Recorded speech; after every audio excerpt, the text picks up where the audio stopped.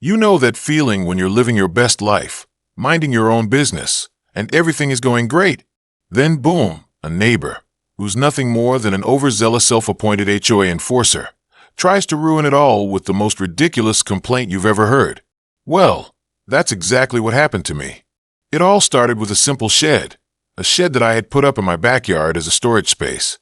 Nothing too fancy, just a place to store tools, gardening supplies, and a couple of lawn chairs. It was functional, simple, and fit perfectly in my backyard. But then came Margaret, a Karen from the HOA, someone who loved to tell everyone else how to live their life. I had seen her walking around the neighborhood before, clipboard in hand, inspecting everyone's lawn, fence, and driveway, looking for something to criticize. At first, I didn't pay much attention to her, but I quickly learned that she had a gift, the ability to find something wrong with literally everything. My lawn wasn't trimmed to her liking, my fence was a bit too tall, and don't even get me started on my driveway. But what really got under my skin was her complaint about my shed. That's right, my shed. It was a perfectly good shed, tucked neatly in the corner of my yard, out of sight. I never imagined that anything could go wrong with it, but I guess Margaret didn't feel the same way. One afternoon, as I was walking my dog around the neighborhood, I saw her coming toward me, clipboard in hand. She had that same look on her face, the one that said she had come to ruin my day. "Hey, my name," she said, walking up to me with her arms crossed. "We need to talk about your shed." I raised an eyebrow. "What about my shed? It's just a place to store stuff." "It's not just that," she said, her tone condescending. "It's an eyesore. It's against the HOA rules. It needs to go." I stared at her, trying to process what I was hearing. "Are you serious? It's just a shed. It's not like it's taking up the entire yard or anything." Margaret didn't budge. "I'm serious. You've had it up for too long, and it doesn't fit with the neighborhood's aesthetic. I'm going to report it to the HOA. They'll make you take it down." I stood there, stunned. Take it down? Over a shed? This was insane. I had never been so angry in my life. The shed wasn't causing any problems, and it didn't affect anyone. But of course, Margaret couldn't just let it be. She had to make an issue out of it. "Margaret, I don't think the HOA is going to care about a small shed in my backyard," I said, trying to keep my voice steady. "Trust me," she said smugly. "They'll care, and you'll be forced to take it down. You don't want to fight this. You'll regret it." That's when I decided I wasn't going to back down. Instead of getting angry and fighting her on the spot, I decided to do something way more satisfying, something that would make Margaret regret ever messing with me. I was going to turn that stupid shed into a luxury guest house. I mean, why not? Margaret thought the shed was an eyesore? Well, I was going to show her what a real eyesore was. I wasn't just going to tear it down. I was going to transform it into something so stunning, so over the top, that the HOA would have no choice but to admire it. So I started planning. First, I contacted a contractor who specialized in backyard renovations. I wanted this to be a serious project, a high-end, luxury guest house, with all the bells and whistles. I didn't just want to slap a coat of paint on the shed and call it a day. I was going to make this a place people would want to stay in. It was going to be beautiful, functional, and, of course, completely undeniable. I started with the structure. I expanded the original shed's footprint, making it bigger to fit a small living space. The walls were reinforced, and I installed high-end windows for natural light. Then, I added sliding glass doors that opened up to the backyard, creating a seamless transition between the inside and outside. It would feel like a luxurious little oasis, tucked away from the world. Next, I focused on the interior. I didn't want this to feel like a shed.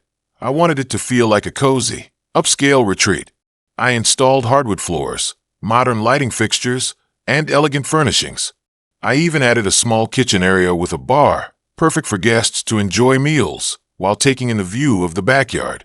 A queen-sized bed was added, with luxurious linens and plush pillows. This wasn't just a guest house.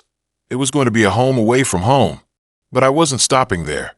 I also built a deck around the guest house, complete with comfortable seating and a small outdoor fire pit for those cool evenings. I added lush landscaping around the entire area, turning it into a true paradise. It looked like something you'd see at a luxury resort, not in a suburban backyard. As the project took shape, I couldn't help but feel a sense of excitement. Every day I would check on the progress, watching as the transformation came to life. It was starting to look incredible. The shed that Margaret had once complained about was now becoming something breathtaking. And the best part was, it was all legal.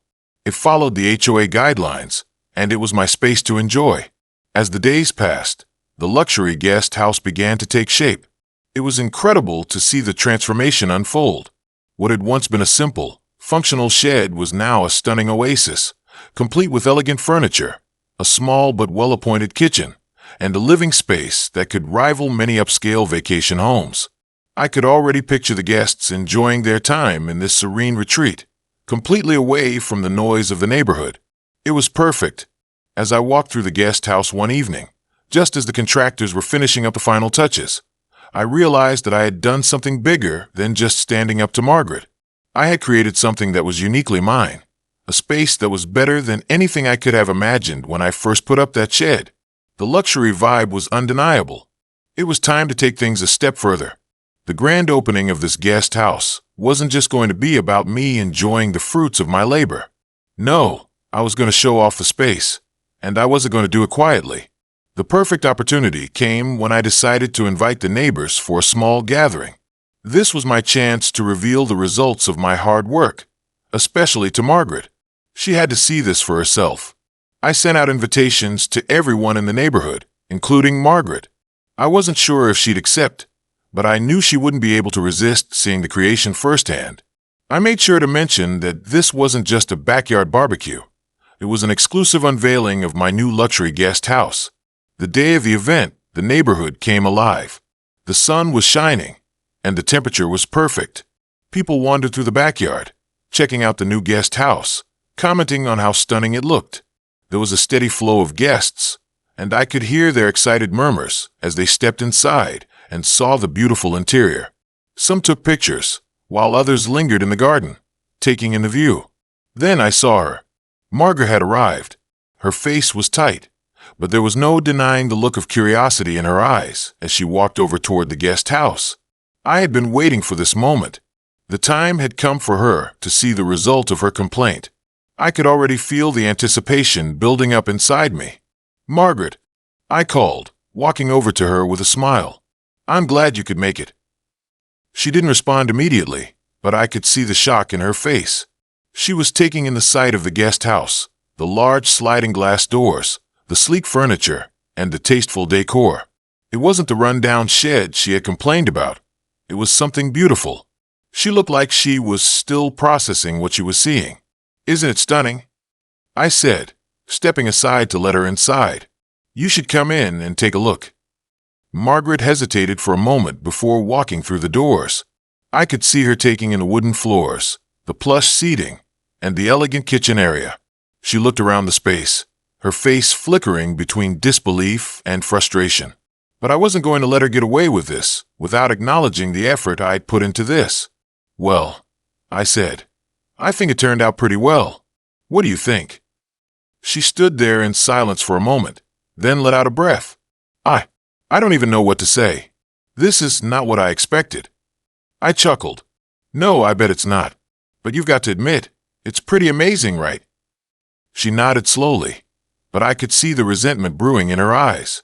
Margaret wasn't one to easily admit she was wrong, and I knew she wasn't about to start now. Still, she couldn't deny the fact that I had taken her complaint and turned it into something incredible. That was enough for me. Later in the evening, after everyone had settled into the backyard, I overheard a few of the neighbors talking. They were discussing how much they loved the guest house, how they couldn't believe I turned a simple shed into such a gorgeous retreat. Some even joked that they wanted to book a stay in the guest house. The tide had definitely turned. I had gone from being the guy with the problematic shed to the guy with the best backyard in the neighborhood. As the evening wound down, I caught a glimpse of Margaret, still standing near the edge of the backyard, watching the guests mingle and admire the guest house. I could tell she was trying to come up with something to say, something to put me down, but I wasn't worried. "Margaret, thanks for coming," I said, walking over to her as the party began to wind down. I hope you got a chance to see what I've done with the place." She gave me a tight smile, but her eyes were cold. "You've certainly turned it into something impressive," she said, her tone laced with annoyance. I smiled back. "Thanks. I'm really proud of it. It's been a lot of work, but it's worth it." She didn't respond, but I could see her frustration mounting. I had won. Not just the battle over the shed, but the bigger victory, the ability to create something amazing despite the odds. By the end of the evening, Margaret had slinked off quietly, leaving me to enjoy the night with my neighbors. I couldn't help but feel a sense of triumph. Not only had I outdone her expectations, but I had turned her petty complaint into something that brought the whole neighborhood together. I looked around at my beautiful backyard, my newly created guest house, and the guests who were enjoying themselves. This was more than just a victory over Margaret. It was about taking control of my space and my happiness, and turning a negative situation into something positive and extraordinary. If you've ever had someone try to control your space, or tell you what you can or can't do with your property, take this as inspiration. Sometimes, the best way to deal with a Karen is to outdo them, to show them that their complaints won't stop you from living your life on your own terms. If you enjoyed this story and want to see more of these epic transformations, don't forget to hit that like button and subscribe. I've got plenty of stories where defying the odds leads to something amazing, and I can't wait to share them with you. Thanks for watching, and remember, always take control of your own space and make it something you love.